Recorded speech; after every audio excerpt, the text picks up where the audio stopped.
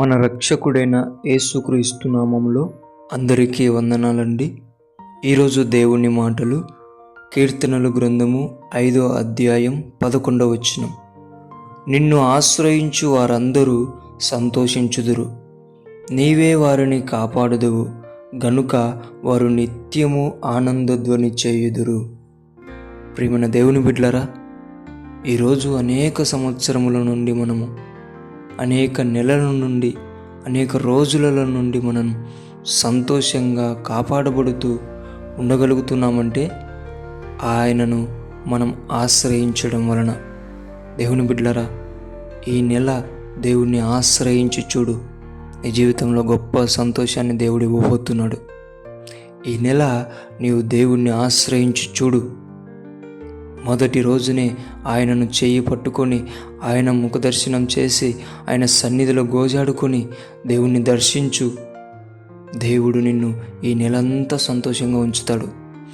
ఈ నెలంతా నిన్ను దేవుడు ప్రతి విషయంలో కాపాడతాడు అని చెప్తున్నాడు. ఆయనను ఆశ్రయించువారు సంతోషించెదరు. ఆయన అటువంటి వారిని కాపాడుతాడు.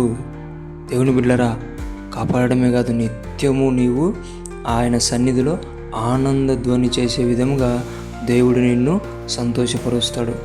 ప్రియమైన దేవుని బిడ్డలారా, ఈ నెల అంతా దేవుణ్ణి మీరు ఆశ్రయించి సంతోషంగా ఉండాలని, అలాగుననే ఈ నెలంతా దేవుణ్ణి ఆశ్రయించి ప్రతి విషయంలో దేవుని కాపుదలను పొందుకొని సురక్షితంగా ఉండాలని దేవుని పేట మనవి చేసుకుంటున్నాను.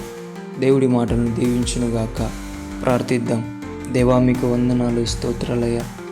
నిన్ను ఆశ్రయించిన వారందరూ సంతోషించుతురని సెలవిచ్చిన దేవా, మీకు వందనాలయ్యా.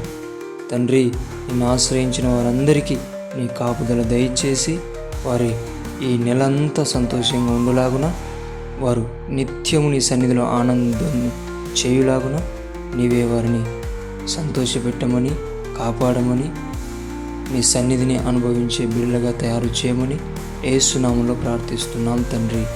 ఆమేన్.